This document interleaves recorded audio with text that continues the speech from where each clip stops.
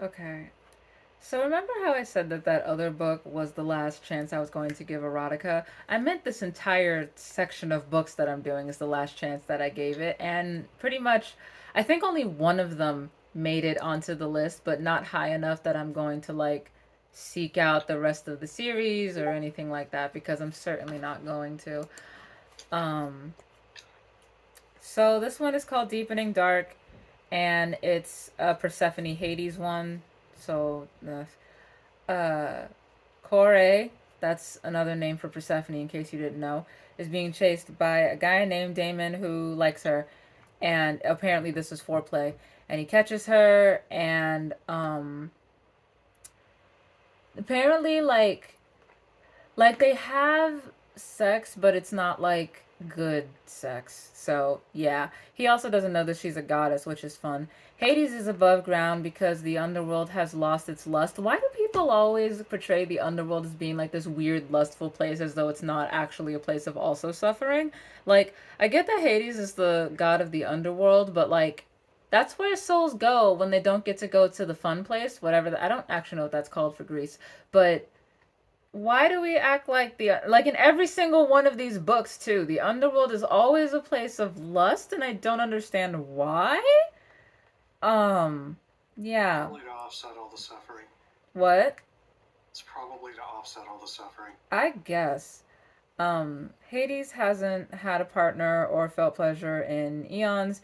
He saw Corey and Damon having sex, so now he wants to have sex with her. So that's fun. When Damon finds out that she's a goddess, he starts treating her like a goddess, which is why Korra didn't want him to know that she was a goddess because she hates that shit, which is a new part of like Persephone's thing. No one ever mentioned that before. So Hades goes to her and like sits with her, and she's drawn to him, and they discuss her powers, and she like has immediate sexual attraction because of course she fucking does. This book wasn't bad, right? And like I could venture a second read, but it's not going on my recommendations list. Like absolutely not. Um Demeter doesn't like that Persephone's expressing independence. That was also another weird thing that I've discovered about a lot of media surrounding Hades and Persephone.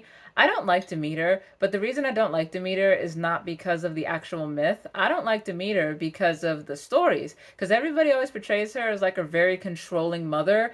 Nowhere in the myth does it say that that's what Demeter was doing. Her daughter was kidnapped, probably, so she was sad. Nowhere does it say that she was like a domineering, gaslighting mother. The somehow that's just become part of the lexicon, I guess.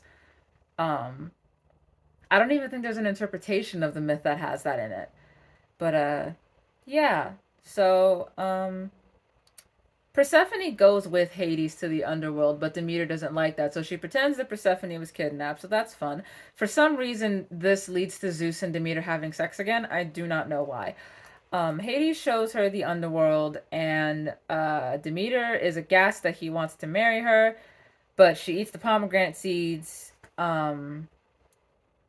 She Hades ends up telling her to leave because winter, and she's sad. So Demeter gives her blessing, or whatever. I guess I don't know. Um, and then they have sex.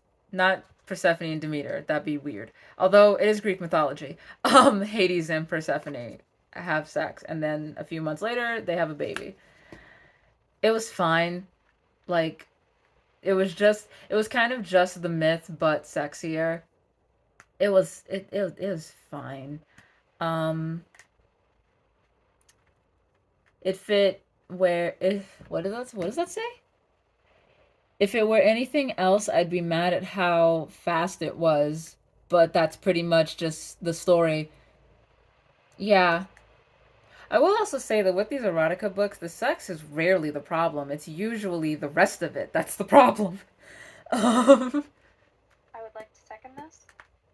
yeah, like Yeah. I know the stories of Hades and Persephone, so it's just fine. That's it.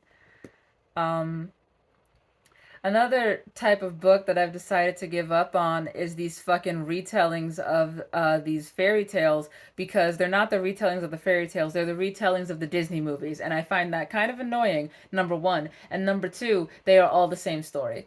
Like, because the next one is a Cinderella look-alike, but take for instance Beauty and the Beast. A couple of years ago, there was a book that I read that essentially was just Beauty and the Beast. It wasn't bad. It was the second and third book that were bad, but it wasn't bad. It was just there was a monster that everybody feared because he took young girls and did something to them, usually resulting in death. But this one girl, she's special. She's gonna break the curse because there's a ghost in the castle telling her what to do, or she can see past his ugly face, or whatever. It's just Phantom of the Opera without what made Phantom of the Opera good. That's all Beauty and the Beast is. Not that the Disney movie is bad or anything like that. It just I'm pretty sure like all of the other Disney movies, that original fairy tale is not for children like the other ones. Ariel sews her legs together because she's sad that she can't go back into the ocean because her husband leaves her. The sisters in in the original Cinderella myth, and I think also in one of the movies, not the animated one of the live action ones, they cut off their toes so their feet will fit in the shoe, and they almost trick the prince, but he sees the blood and is like, no. These myths were not myths. These fairy tales were not originally for children. I don't know when down the line they became for children, because I'm pretty sure Disney was not the one to do that. Maybe they were, but I don't think they were.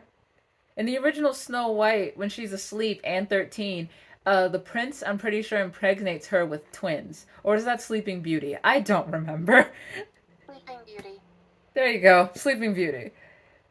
So this book is called Dangerous First Kiss. It's a modern fairy tale of Cinderella. So they're poor and hungry, and they live with Mr. Maples and his daughters, who's their mom's boyfriend, and they have a brother too, who's Mason, and they convince their mom to leave Mr. Maples, and then 25 years later, sister is gone, and brother was in the military, and he goes to a party and takes his sister with him, and the Cinderella part of this is kind of like a backdrop, sort of, because like, it's not super significant part because they end up going to New York and she stays in New York with her brother, so that's a thing, I guess. Like, she quits her job and everything, so the Cinderella part isn't super there. Also, it was less than 100 pages. I don't expect a whole lot from these stories that are less than 100 pages, but I expect some kind of plot. I'm pretty sure The Man with No Name was like 32 pages, and that had a pretty good plot. I liked The Man with No Name. It was fun. I will also mention, by the way, that part of the reason I like The Man with No Name is because rarely is there a book that just has an out and out not happy ending. But, like, no interpretation, nothing like that. It's just not happy. That's it. I found the book boring and confusing. I also think that her brother, who, even though he was in the military, is, like, in a gang now, I don't think he's no longer active duty. Or not active duty. I don't think he's out of the reserve. So, like, you can't just do crime while you're in the military. Whether you're, active duty or not, you can't just do crime while you're in the military. They will dishonorably discharge you. Like, what the fuck? Yeah. So the only book thus far that I have talked about that I didn't actually enjoy that's on the good books list, is Deepening Dark, and that's the last one with Hades and Persephone, but it's also at the bottom of the fucking list. I think all of the books that I enjoyed are in the center, so we might start getting one book a video or two books a video, depending on how much I have to say. But yeah, it's nighttime where I am, so we'll see how long I can do these for, or when the people I'm with get annoyed.